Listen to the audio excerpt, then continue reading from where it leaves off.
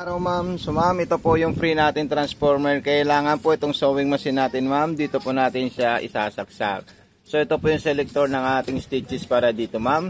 Ito po yung speed control at saka reverse. So maglalagay po tayo ng sinulid ma'am sa ilalim sa ating bobbing. So ito po siya ma'am, ayan. Okay, so mag-message lang po kayo sa ating FB page ma'am, sa Mato Sewing Machine Vlog. Meron din akong YouTube channel, doon po natin i-upload itong full video tutorial ng ating sewing machine sa Mato Panumpang Vlog ma'am. Okay, so meron akong i-attach dito na mga papel na nakasulat po doon yung mga social account namin ma'am para makontak nyo po kami ma'am. So maraming salamat and God bless. So ito po yung ating bobbing ma'am.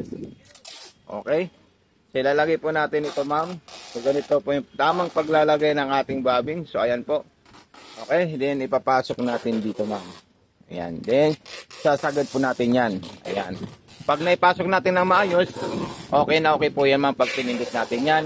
Hindi po siya babagsak ma'am. Okay, so maglalagay po tayo ng sinulid sa itaas po ma'am. So ma'am, ito po ma'am yung paglalagay natin ng sinulid. Mayroon na akong lagayang dito sa likod. So ganito po siya ma'am. Ayan, okay. Then ilalagay ko lang po dito siya ma'am. Ayan, nakikita nyo lang po siya ma'am na mayroon po operating system sa likod siya ma'am. Nandito po siya ma'am. Ito, oh. Ito po siya ma'am. Ayan. Ayan. Lagayan natin dyan. Papunta po siya dito ma'am. Ayan. Sa dito. Ayan. So hindi ko na po yan tatanggalin ma'am para masundan nyo po siya ma'am pag na-receive nyo po yung sewing machine natin. Okay. Then, isasagad natin dito ma'am sa may mga hiwa. Ayan po siya ma'am. Itaas nyo lang po yung pressure foot natin ma'am. At ito na po yung mga freebies niya po ma'am. Wire at saka yung transformer. Ayan. Isa. Then, dalawa. Ayan. Tatlo, diretso na po sa butas ng karayom. At saka hindi po kayo maliligaw ma'am dahil meron po itong katalog dito sa itaas kung paano po tayo maglalagay ng sinulid po ma'am. Ayan. Ganyan po ito kaganda itong sewing machine natin. Then, ilalagay natin doon yan po ma'am. Okay. Then, butas na po ng karayom po ma'am. Okay ma'am, pagkatapos po natin yan, iikutin natin ito ma'am. Ito, iikutin ko ng pababa para makain niya po yung sinulid sa ilalim. So ganito lang po siya ma'am, ayan. Pagkatapos, ilalagay natin ito at ipapasok natin sa likod. Ayan. Then isasarado natin yan. So ito po yung sarado niya dito ma'am, ayan. Okay, so ayan po siya ma'am. Then magsasample po tayo ng stitches, design at zigzag.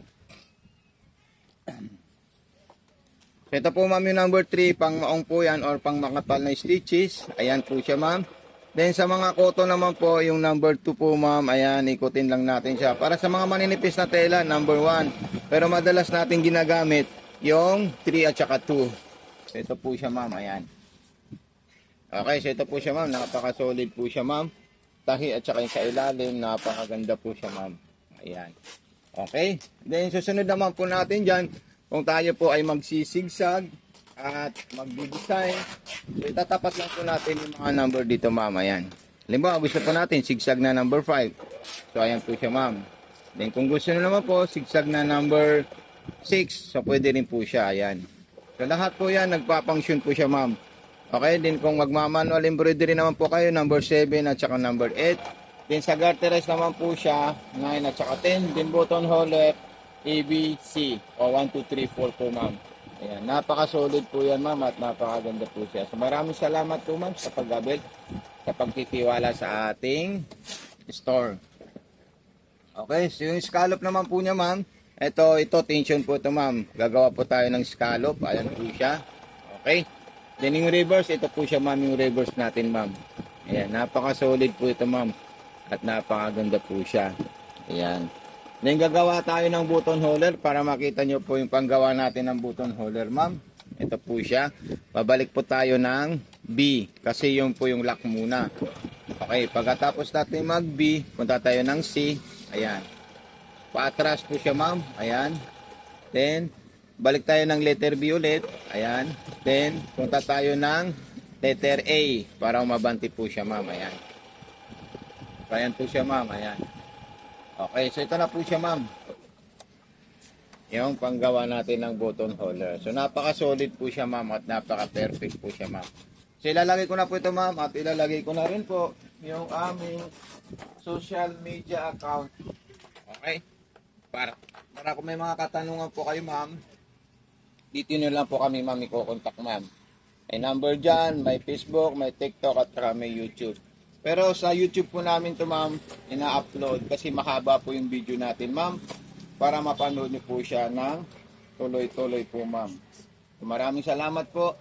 God bless po sa iyo, ma'am, sir, sa pag-abil sa ating sewing machine.